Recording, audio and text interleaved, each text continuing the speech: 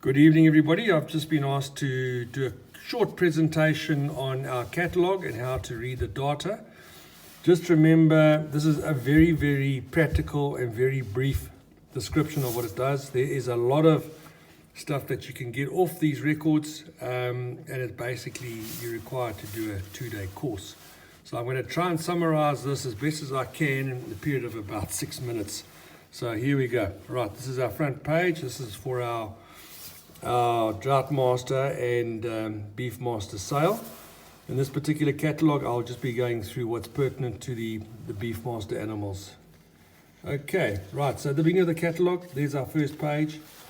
Then there's a brief description. This is in Afrikaans, but in your catalogue that's being posted to you, it'll be in English. That's a brief description of what the catalogue is, how it functions. And then if we go straight to the page, to use an example, here we have obviously the bull's number, and we have it's a male and it's a B section. Just to clarify, we have A's, which is first acceptance, then your B's, C's, then goes on to stud book proper. Your registration number, every animal's got to be registered with the Breed Society, and that's its birth date. Every animal has to be DNA'd now, and all sires have to be verified. In this particular case, the sire and the dam has been verified. And then obviously here you've got your father, the sire of the bull, and you've got the dam. What's quite important to get off here is that what we'd like to see on the dam side is to see her performance, and in this particular case, she's got a reproductive index of 112. That's made up of her age when she first calved. There's a few other issues that make up that 12%. I'm not quite familiar with all of them, but intercalving period is 383 days. Obviously, we want an animal to calve once a year, and this is what's very important, is its weaning index of 115 out of 2 calvings. That's the age of the cow, 4 years, 5 months, and she's had 3 calves. Obviously, clearly, one of the calf hasn't been weaned yet. And that's what we want. We want an index, a high weaning index, and you want a fertile cow. So those two indicators are telling you that from the dam side, it's a good cow. And then obviously on the sire side, we can also take a reference to the sire's mother. And there we've also got great genetic figures coming through. We've got 114 from 6 calves. It's a fantastic mother there. Okay, the intercalving period is a little bit higher, but these things happen. And then obviously there's the sire of that sire. So you've got that great history coming through. If we go here, we're going to be looking at what makes this up. And for this particular example, all we're talking about is breeding value index. The estimated breeding values are different, and those take a bit of complexity to explain.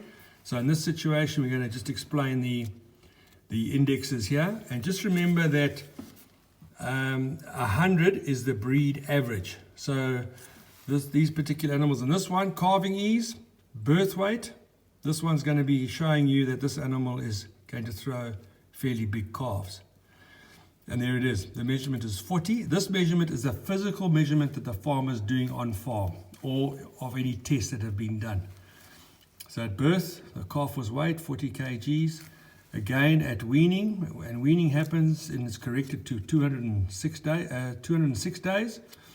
And in this particular case, in its contemporary group, on farm, this particular animal achieved an index of 120 within its contemporary group. And then also, it's achieved 121 with the breed average. So just remember, the breed is 100. So this one's 21 points above the breed average. Post-wean, in this particular case, because there has been a phase D test done, which is classified here, the post-wean date falls away, or weight falls away, and it's superseded by the ADG. The ADG is a phase D test that we do. It's not necessarily done on all studs. If it's not done on a stud, then you'll see a post-wean weight, which is a 12-month weight. So here, this animal was measured over a 3.5-month period, and it achieved an index of 117. 17 being above the the breed average. And then obviously you've got your length of the animal. These are physical measurements done, and height.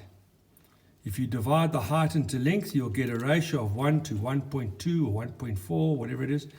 Just remember, it's quite a nice exercise to do. If you get a 1 to 1.15, you're looking at a fairly tall, short animal, pretty similar to like a camel. Or if you get something that's 1 to 1.26, that's a nice long animal. And obviously we're trying to look for a combination between the two. This is a physical scrotum size. And so those are all physical measurements done.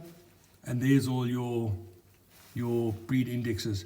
So at a glance, we can see that this animal has not so great on calving ease. So you need to use this on big cows or mature cows. Got a fantastic index for milk, fantastic index for growth value. Maintenance, it's going to be a fairly big animal. So that's something to watch out for. And there you have all these indexes. So it's doing great here. Fertility, you got scrotum size, is great. It's 150. Age at first calving, not so great. And that's because this is an A acceptance. And when an animal is an A acceptance, the age at first calving is not recorded. Only when they become Bs and Cs does it get recorded. So, and that affects the cow value. Okay, cow value. That's a combination of some of these traits. So that's a combination of calving ease, milk, calf growth, maintenance, and fertility makes up cow value. Growth value is a combination of ADG, caliber, and feed conversion rate makes up growth value. And then those two combined, you get to your production value. So these are quick references to look at on the figures on a bull. Right, and obviously we have other things like scrotum size, and we have comments at the bottom. And that's basically a quick reference on this, but there's a lot more information to get off this, but as I say, we haven't got the time to go through it in detail. Okay, so hopefully that explains briefly what this catalogue is capable of doing. Thank you.